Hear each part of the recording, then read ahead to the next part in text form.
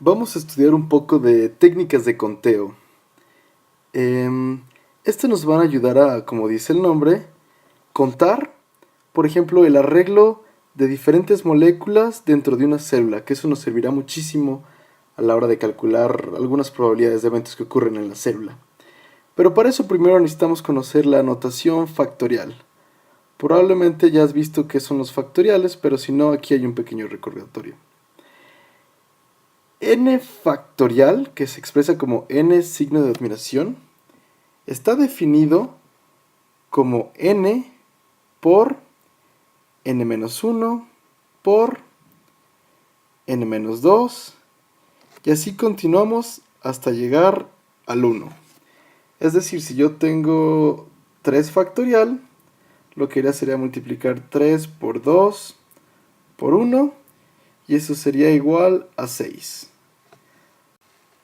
4 factorial estaría definido como 4 por 3 por 2 por 1, que sería 3 por 2 son 6 por 4, 24. Por definición, decimos que 0 factorial es 1. Eso es una definición, una convención que hay que mantener siempre en mente. En muchos problemas de mecánica estadística vamos a imaginar que la célula, tenemos una célula en 2 dimensiones, ya sé, suena muy loco, pero así piensan los físicos, una célula en 2 dimensiones que está dividida en pequeñas cajitas. Es decir, todo el citoplasma de la célula para nosotros van a ser cajitas. Y luego vamos a contar, supongamos que tenemos cierta molécula, que la voy a representar por estas esferas negras, que se puede acomodar en cualquiera de estas cajitas. Entonces, una cosa que vamos a hacer una y otra vez durante el curso, una vez entrando a mecánica estadística, les repito, es contar de cuántas diferentes maneras puedo acomodar estas moléculas dentro de esta cajita discreta. Entonces, imagínense, vamos a establecer la notación. Vamos a suponer que tengo omega cajitas, omega igual al número de cajas, es decir, los espacios en mi célula de 2 dimensiones. Y L va a ser el número de moléculas, le pongo L porque puede ser que pensamos en ligandos que se pegan enzimas, cosas así. Entonces, número de moléculas. Ahora, ¿de cuántas maneras puedo acomodar L moléculas en omega cajitas? Si piensan, en un principio, cuando coloco la primera molécula en, no sé, en esta posición, ¿cuántas opciones tenía para elegir? Tenía omega opciones para elegir, porque me quedaban omega cajitas libres. Una vez que coloco la primera molécula, voy a ir poniendo un marcador de cuántas moléculas he colocado, una. ¿Cuántas cajas me quedan por elegir para la siguiente molécula? Omega menos 1, porque ya ocupé una de las cajitas para la primera partícula que coloqué. Entonces ya coloqué 2 en este momento. Ahora, ¿cuántas me quedan disponibles? Pues omega menos 2. Ya llevaría 3.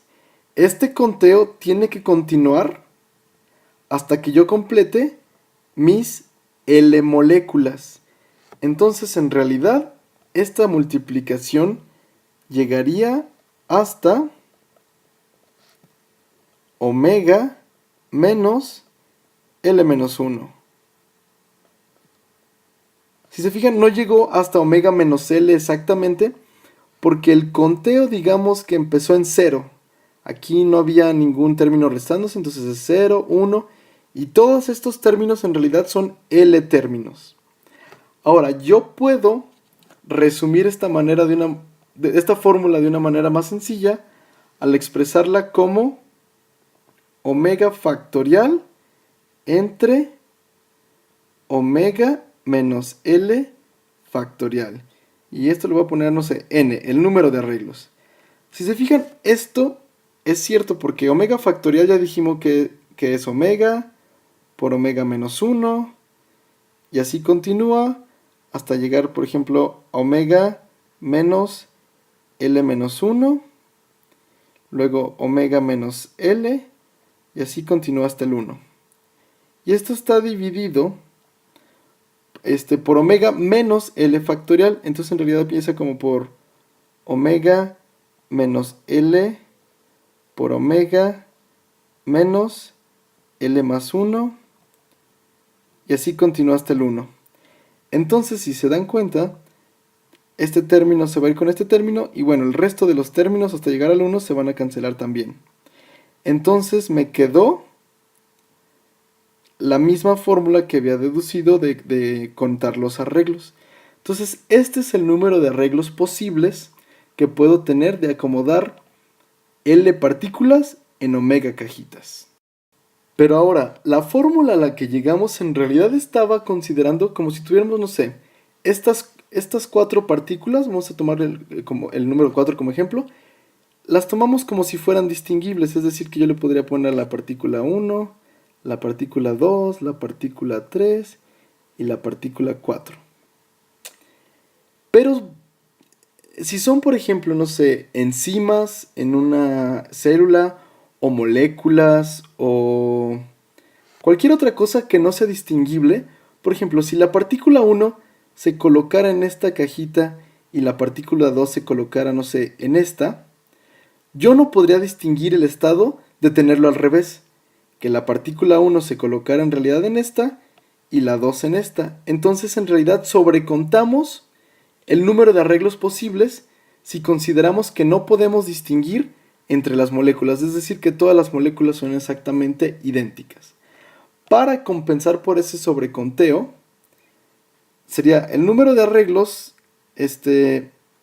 voy a ponerle de nuevo n, pero de indistinguible, sería omega factorial sobre omega menos L factorial. Y luego hay que considerar que podemos rearreglar estas 4 partículas en diferentes órdenes. Por ejemplo, si separáramos estas 4 cajitas, podríamos colocarlas como, no sé, 1, 2, 3, 4, o 1, 3, 2, 4, o 2, 3, 1, 4, en fin, podríamos arreglarla de muchas maneras. ¿De cuántas maneras posible? En realidad es de L factorial. Entonces, al dividir por este factor de L factorial, compensamos por el hecho de que no podemos distinguir entre las moléculas. A esto se le conoce como el coeficiente binomial. Y una manera más sencilla de escribirlo, en lugar de poner tantos factoriales, se coloca así, como omega elige L. Es como si fuera a poner una fracción, pero no pongo la línea entre ambos. Simplemente los pongo así uno sobre el otro entre paréntesis. Esto lo pueden buscar en internet como, bueno, n choose k. Y bueno, eso sería n elige k. Nosotros ahorita que estamos usando las variables omega y L, decimos omega elige L. Y eso es igual a esta simbología. Esta notación es muy poderosa. En realidad nos permite calcular muchas probabilidades de manera muy sencilla. Por ejemplo, si calculamos la probabilidad de obtener un full house al estar jugando póker, si ustedes alguna vez han jugado póker, o si no, bueno, les explico rápido. Tenemos varias cartas con ciertos números que van del 2 al 10. Y luego tenemos el joto, cuina y rey. Y el as. Entonces son en realidad 13 tipos de cartas. 13 tipos de cartas. Y además tenemos 4, por ejemplo, 4-2. El 4 de espadas, de corazón, bueno, qué horrible corazón, pero bueno, de diamante y de trébol. Entonces tenemos 4 número 2, 4 números 3, 4 así hasta el 10 y 4 de cada una de ellas, dando un total de 52 cartas por mazo. Entonces, un full house, nada más permítanme borrar. Un full house está definido como obtener, en una mano te dan 5 cartas.